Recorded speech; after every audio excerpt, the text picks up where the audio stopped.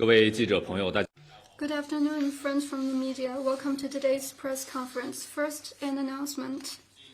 At the invitation of member of the Standing Committee of the Political Bureau of the CPC Central Committee and Vice Premier of the State Council Ding Xuexiang, Deputy Prime Minister and Minister for Trade and Industry of the Republic of Singapore, Gan Kim-yong, will be in China from December 15th to 16th and co-chair with Vice Premier Ding Xuexiang in Chongqing the 21st meeting of the China-Singapore Joint Council for Bilateral Cooperation, the 26th meeting of the China-Singapore Suzhou Industrial Park Joint Steering Council, the 17th meeting of the China-Singapore Tianjin Eco-City Joint Steering Council, and the 9th meeting of the China-Singapore Demonstration Initiative on Strategic Connectivity Joint Steering Council. Thank you.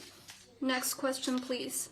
Recently, the World Bank, IMF, Asian Development Bank have raised China's economic growth rate of 2025 by 0.4, 0.2, 0.1%. Many institutions believe that despite facing disruptions, China's economy have showed resilience, and media have compared China to the oasis of certainty in an uncertain international environment. What is your comment?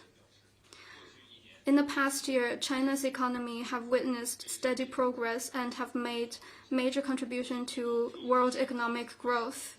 The international institutions raising China's economic growth rate showed again that it is becoming a trend for the international community to bet on China. The Central Economic Work Conference have been successfully convened. Next year's economic work will be about promoting building a strong internal market, reform and opening up, and promoting cooperation and win-win cooperation in all areas, setting the direction for China's economy. The China's 15th five-year plan will start. The stability of China's policy of economic growth and of growth expectation will continue to be unleashed, injecting most needed certainty to the world.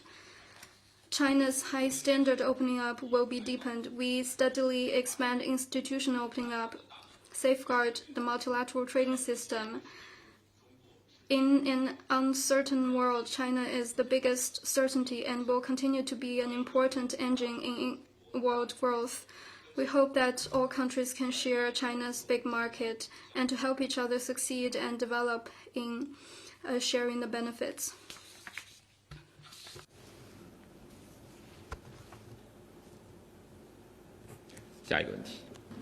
Next question, please. 谢谢。深圳卫视直新闻记者提问：据了解，2026年 APEC 非正式高官会已于近日在。We've learned that the 2026 APEC Symposium and informal senior officials meeting was held in Shenzhen recently. Can you share more information about the meeting and its outcomes? The 2026 APEC Symposium and informal senior officials meeting was held in Shenzhen from December 11th to 12th. This event, the first China held as the host of the 2016 APEC, marks the opening of the APEC China Year. Deputy Foreign Minister Ma Zhaoxu attended and addressed the meeting. The following outcomes were achieved at the meeting. First, the theme for next year's APEC cooperation was adopted at the APEC meeting in Zhangzhou. The ROK President Xi Jinping noted that China stands ready to take hosting the 2016 APEC as an opportunity to bring all parties together to build an Asia-Pacific community, charting the course and providing fundamental guidance for China to host the APEC in 2016. The theme China proposed, building an Asia-Pacific community to prosper together, was highly commended by various parties and adopted unanimously at the meeting. Second, priorities for next year's cooperation were planned. In the face of new opportunities and new challenges to the development of the Asia-Pacific, China identified openness, innovation, and cooperation as the three priorities for next year's APEC cooperation. Openness is the lifeline for Asia-Pacic's prosperity. Innovation is its source of impetus, and cooperation its supporting basis. The three priorities meet the aspirations of various parties and represent the most extensive common ground for parties' participation in APEC, and thus were supported by participating parties of the meeting. Third, arrangement for the whole year's meeting was finalized. There will be around 300 events to be hosted by multiple cities around China during the APEC China year. From November 18th to 19th next year, the APEC Economic Leaders Meeting will be held in Shenzhen, and there will also be supporting events including the APEC CEO Summit and the APEC Ministerial Meeting. In February, May, and August next year, 3 senior officials meetings will be held in Guangzhou, Shanghai, and Dalian, respectively. Starting from May next year, about 10 ministerial-level meetings and high-level events will be held in various places, covering areas of trade, digital economy, transport, tourism, human resources, small and medium-sized enterprises, energy, food security, finance, and women. Various parties have expressed their support for the arrangement of the whole year's events and their readiness to work for fruitful outcomes at the events.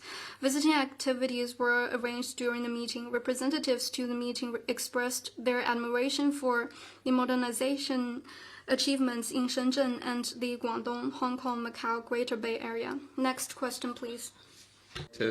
路透社，我们理解印度现在已经加快了对于中国专业人士的签证手续，中方对此有何评论？我们注意到这一。We've noticed this positive act. This is in the common interest of all parties. China stands ready to maintain communication and cooperation with India and to facilitate this process. 下一个问题。Next question, please. 谢谢发言人。北京日报记者提问：第12个南京大屠杀死难者国家公祭日。 Tomorrow marks the 12th National Memorial Day for Nanjing massacre victims. On the occasion of the 80th anniversary of the victory of the Chinese People's War of Resistance against Japanese aggression and amid the current tensions between China and Japan caused by Japanese Prime Minister Sanai Takaichi's erroneous remarks on Taiwan, how will China commemorate the day? This year marks the 80th anniversary of the Nanjing massacre. In accordance with the decision ratified by the National People's Congress, as what we did in the past, China will have a national memorial ceremony for the victims of the Nanjing massacre to honor those who lost their lives. The massacre in Nanjing is a horrendous crime committed by Japanese militarists. There is no room for denial. The slaughter of 300,000 Chinese people forms the darkest page in human history. Japanese militarists' war of aggression against China and other Asian countries under the pretext of the so-called survival-threatening situation and untold crimes against humanity are nothing but a disgrace in the history of human civilization. International legal instruments, including the Cairo Declaration and the Potsdam Proclamation, clearly stated the oppositions against aggression, the punishment of war criminals, and elimination of militarism. The International Military Tribunal for the Far East was established by the Allied nations for the trial of Japanese war criminals. However, after Japan's defeat, the Japanese government has long abetted the right-wing forces' retrogressive moves, and some politicians publicly called into question the Murayama statement, which showed a profound reflection and apologies. The Japanese side even attempted to whitewash its war crimes and change the verdict on its history of aggression by distorting textbooks more than once. Those erroneous moves constitute a blatant challenge to the post-war international order and an affront to human conscience. This triggered strong indignation and vigilance in the international community. This year marks the 80th anniversary of the victory of the Chinese People's War of Resistance against Japanese aggression and the World Anti-Fascist War, as well as China's recovery of Taiwan. 80 years ago, the Chinese people, after heroic and strenuous fighting, defeated Japanese militarism, recovered the territories, including Taiwan, stolen by Japanese aggressors, defended national sovereignty and the territorial integrity, and upheld international fairness and justice. 80 years on, the great rejuvenation of the Chinese nation is unstoppable.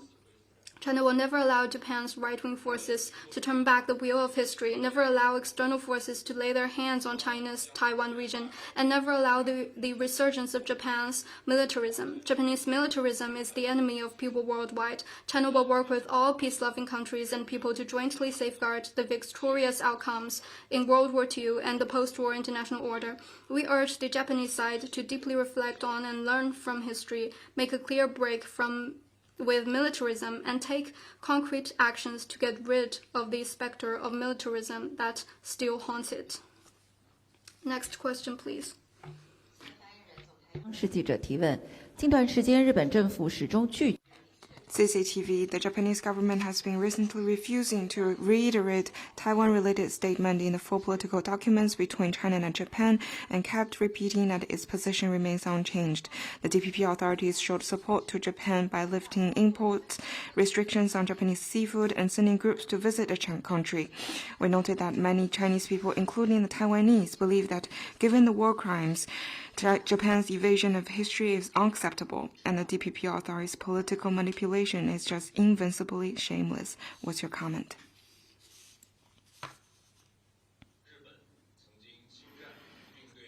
Over the 50-year-long Japanese occupation and colonial ruling, Taiwan has suffered from innumerable atrocities.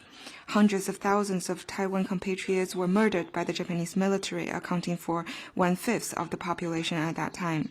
Under Japan's massive economic plundering and spiritual enslavement, 70% of Taiwan's land was occupied and coal and gold resources had been destructively exploited. Over half of the rice produced in Taiwan was shipped to Japan, while the local people were starved to death. Many Taiwanese were used as forced laborers, among whom 40% died. Around 200,000 young Taiwanese were forced to serve in the Japanese army, and tens of thousands of them died as the cannon fodder of Japanese militarism. More than 2,000 Taiwanese were forced into comfort women. The Taiwanese, who at that time lived on a conquered island, had no political rights, freedom of belief, or cultural liberty. The DPP authorities has turned a blind eye to the countless sufferings and evidence, and instead blatantly glossed over Japan's colonial ruling by using the term end of the war to fudge historical facts and avoid mentioning the victory of the war or Taiwan's recovery. The DPP authorities even whitewashed Japan's colonial ruling and oppression against Taiwan as development and contribution, turning its back on the Chinese nation, selling Taiwan out to ingratiate with Japan, and serving as their compliances and pawns. As we mark the 80th anniversary of the victory of the Chinese People's War of Resistance and Taiwan and World Anti-Fascist War, the Japanese leader once again cited survival-threatening situation on the Taiwan question. It amounts to a challenge to human resource conscience and international justice, and has undoubtedly met with strong outrage. What awaits the Taiwan independent separatists who have betrayed their ancestors is contempt from the people and the judgment of history.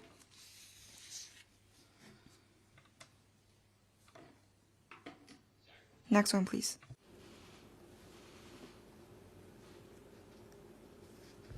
Thank you. A question from AFP. 法新社，香港称，在下周一将会对黎智英案进行裁决，很快将会进行一个裁决，提前的时间并不长，中方对此有何评论？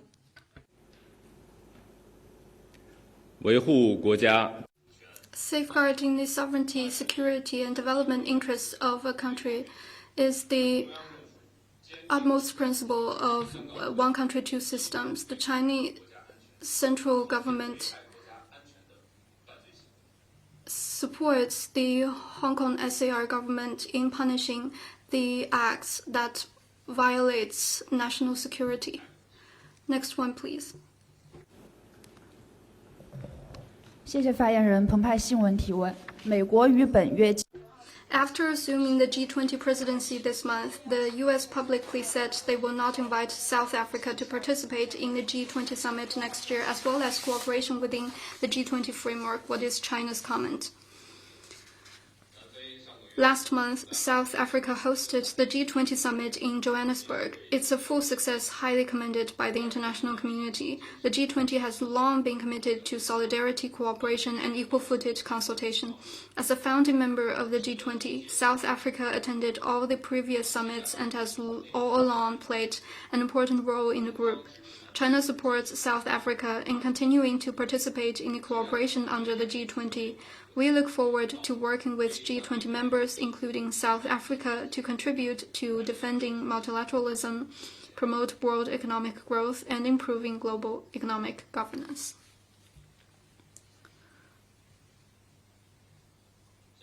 Next one, please.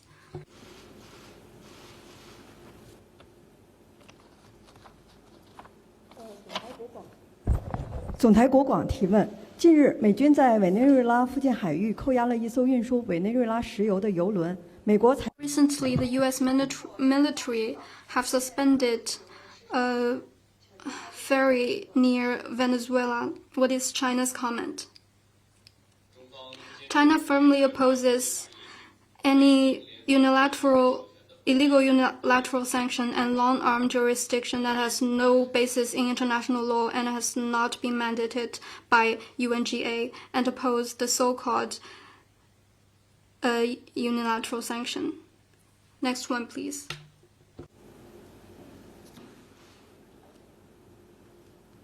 AFP。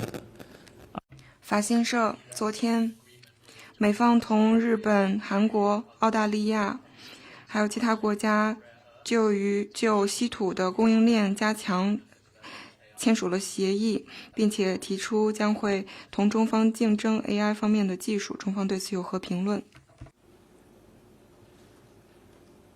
我们注意到有关报道。We noticed the related coverage. All parties should respect market economy and together safeguard the stability of international supply chain. 下一个问题。Next one, please.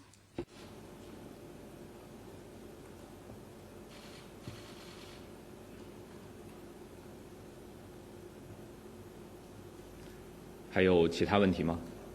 Any other question?